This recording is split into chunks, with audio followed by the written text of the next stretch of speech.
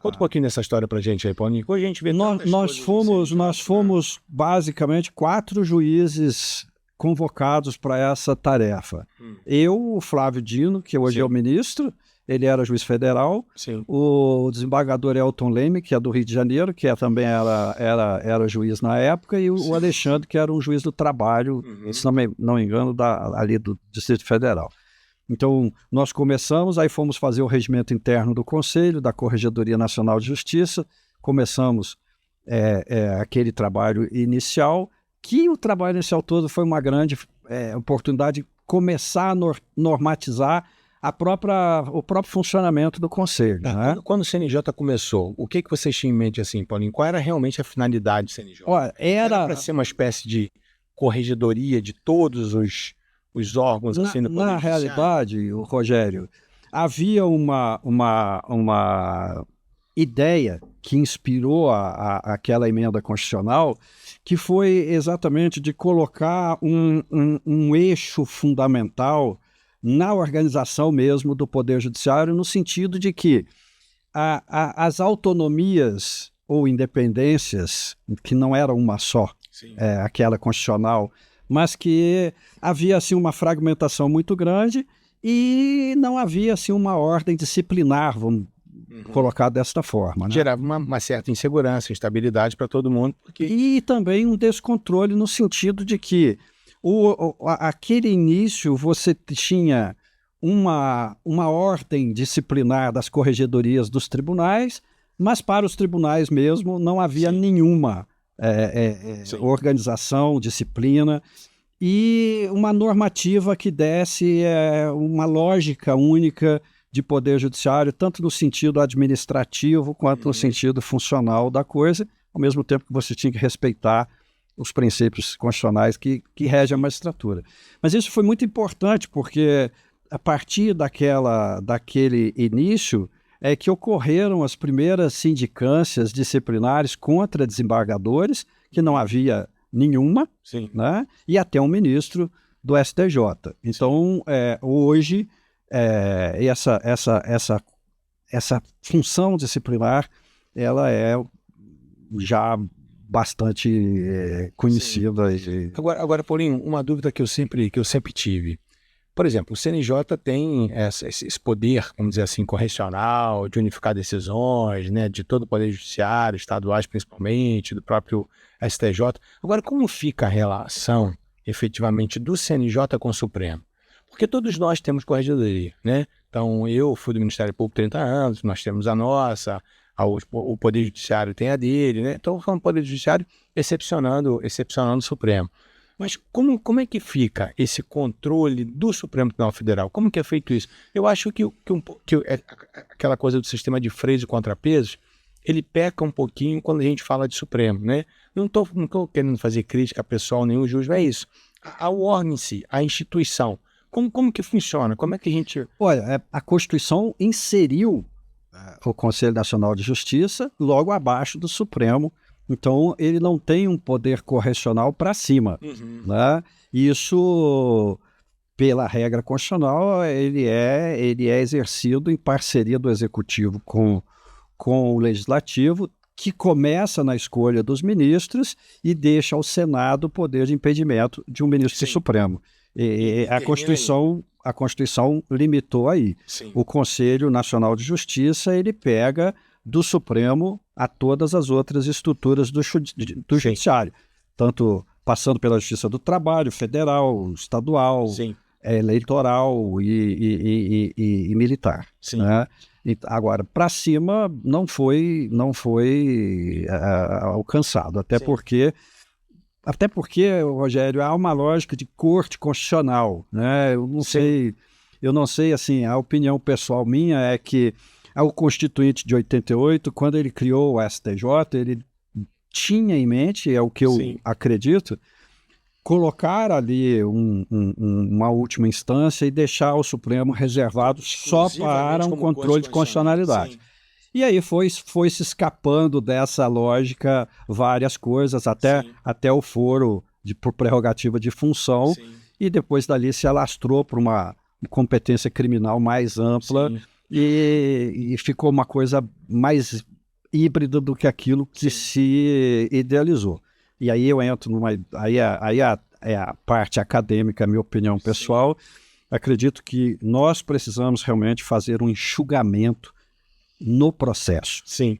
Seja processo civil, seja processo penal, mas aquele caminho que se faz para a aplicação da lei no Brasil, eu acredito que ele é muito extenso. Né? Então, isso nos dá uma pouca efetividade e uma sensação, por exemplo, da sua área de direito penal, de impunidade. Sim. Né? Porque quando você vai explicar para alguém, eu me lembro quando um juiz da Suprema Corte veio visitar o Supremo, o Brasil, e você explicava para ele que o Supremo tinha na época mais de 40 mil ações, ele achou que fosse um erro de tradução.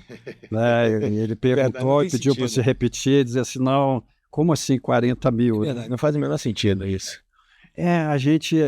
Eu acredito que essa garantia, Rogério, de você ter um juiz singular e depois um colegiado, ela devia bastar. Sim. Né? Sim, ela devia bastar.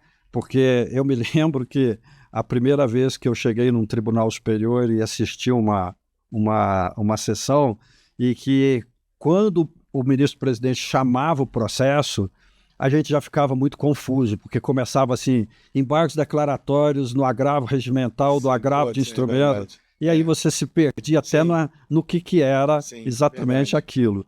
E isso tira a efetividade do direito, né? Tira a efetividade do direito.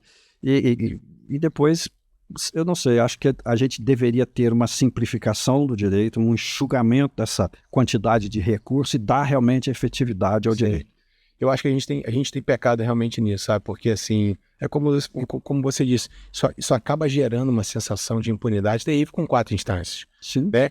Então você vê os processos, né, prescrevendo aí o tempo inteiro justamente por conta disso. Eu acho que já chegou esse momento, sim. Então o papel, na minha opinião, mais importante do Supremo é realmente exercer o controle de constitucionalidade. Para isso, me parece que ele foi criado, né? Então você vê a história toda do Supremo, ele tem essa finalidade. E eu acho que hoje a gente se perdeu um pouquinho nisso porque o Supremo julga tudo, né? Então a gente não estou falando especificamente por conta de algum ministro, não é isso, mas a própria instituição, a própria corte, eu acho que ela podia rever esse papel. E o STJ poderia cumprir bem esse papel supostamente de terceira instância, se fosse necessário. Mas eu acho, Rogério, assim, nós temos o Conselho Nacional de Justiça, ele foi muito importante. Primeiro, acho que uma das coisas mais sensacionais que nós tivemos com o Conselho Nacional de Justiça foi que ele realmente foi a primeira oportunidade de se coletar dados sobre o Poder Judiciário. O primeiro, vamos fazer assim, um mapeamento do Poder Judiciário no sentido de dados. E quando você chega a esse mapeamento e você diz assim, olha, nós temos 90 milhões de processos em andamento no país, tem algo errado. Sim. Eu quero dizer, não com os dados, mas com uma sociedade que produz 90 milhões de conflitos. Sim. Né? Seja lá eles de que tipo for. E, ao mesmo tempo, você tem... falta a nós todos, de todas as instâncias, não só do judiciário, uma reflexão de por que nós estamos dando errado como sociedade, na medida que quase a metade de nós litiga ou tem um litígio dentro do judiciário. E hoje eu me questiono, quando eu converso com alunos, eu sempre coloco esse questionamento, que é a reflexão sobre a nossa incapacidade de resolver problemas. Sim. Ela começa dentro de casa, então você vê as varas de família, as câmaras de família, elas estão hiperlotadas com processos de conflitos que vão, evidentemente, desde a separação de casais, a sucessão, os direitos sucessórios, mas hoje você tem uma infinidade de coisas complexas no direito de família que a sociedade foi incapaz de resolver. Hoje, antigamente nós tínhamos um princípio de direito que você dizia que a maternidade é sempre certa, hoje não é mais. Né? E hoje você pega um animal, um pet, e ele cria uma história de família poliespécie. E aí você leva para o direito de família... Caramba, que doideira é esse, cara. São novos tempos. Novos tempos. Novos problemas. E hoje você pega, por exemplo, a própria revolução tecnológica gerou uma nova geração de processos e de crises de sociedade, que o Manuel Castells fala muito quando ele diz as redes de indignação e esperança, né, que ao mesmo tempo nós vivemos milênios numa revolução agrícola que não tinha terminado ou se homogeneizado ainda, quando veio uma revolução industrial que acelerou o caminho daquela revolução agrícola, e depois, com alguns séculos de revolução industrial, nós tivemos uma revolução tecnológica que em décadas mudou completamente o comportamento de todos nós, e hoje nossa geração, sente a mudança que era quando éramos crianças, a mudança que é uma sociedade hoje. E isso gera novas categorias de problema. Sim. Mas aquela história de você dizer assim, olha, eu tinha um par de sapato, o sapato furava, minha mãe dizia assim, leva no sapateiro para consertar o sapato. Isso é uma figura, é uma metáfora de dizer assim, olha, nós conseguimos resolver problemas. Hoje você compra um aparato, um eletrodoméstico, ele estraga, você tem que jogar fora, porque o conserto é mais caro que comprar um novo. E isso você leva para as relações humanas.